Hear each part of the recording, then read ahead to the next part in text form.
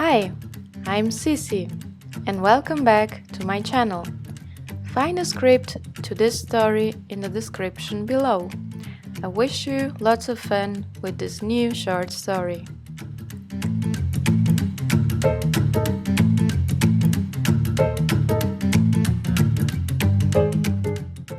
Today's story is A tavola.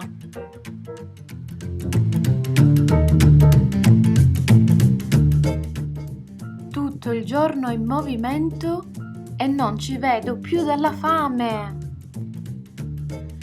Guardo cosa è rimasto in frigo. Ho ancora delle uova. Sì, proprio quello che ci vuole. Aggiungo la farina, il sale e dell'acqua. E il gioco è fatto. Questa ricetta l'ho già vista a casa della nonna. E non solo una volta. La pasta all'uovo mi riporta indietro nel tempo, nelle tradizioni, nella cucina della nonna.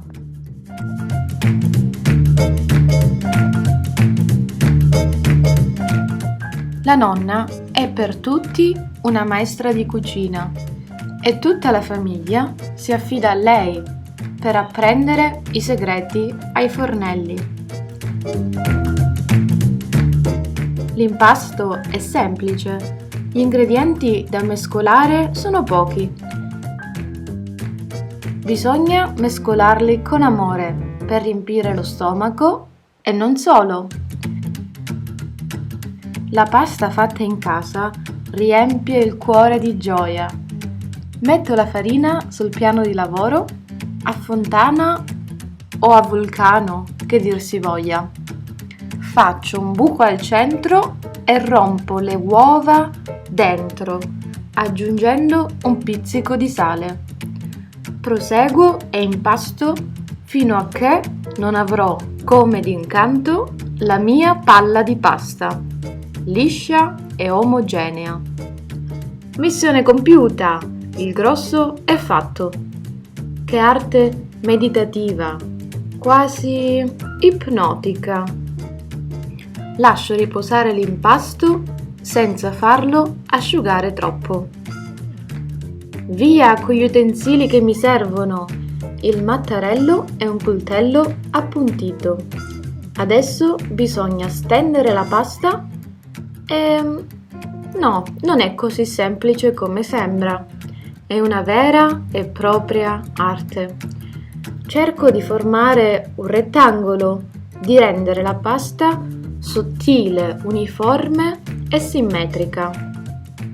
Uffa, non ci riesco. Passiamo al secondo tentativo.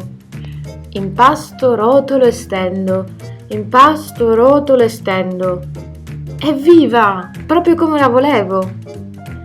La leggenda narra che la pasta debba essere tanto sottile a tal punto da riuscire a poter leggere attraverso la sua trasparenza una lettera d'amore, oppure una poesia d'amore se la metti sotto la sfoglia cruda. E beh, cosa vi aspettavate dagli italiani? Anche la pasta è romantica, è passione. Non mi resta che tagliare la pasta nel formato che più preferisco e cuocerla nell'acqua bollente. Che soddisfazione! Provate anche voi. La nonna ne sarà fiera. Thanks for watching. If you enjoyed the video, please like and subscribe.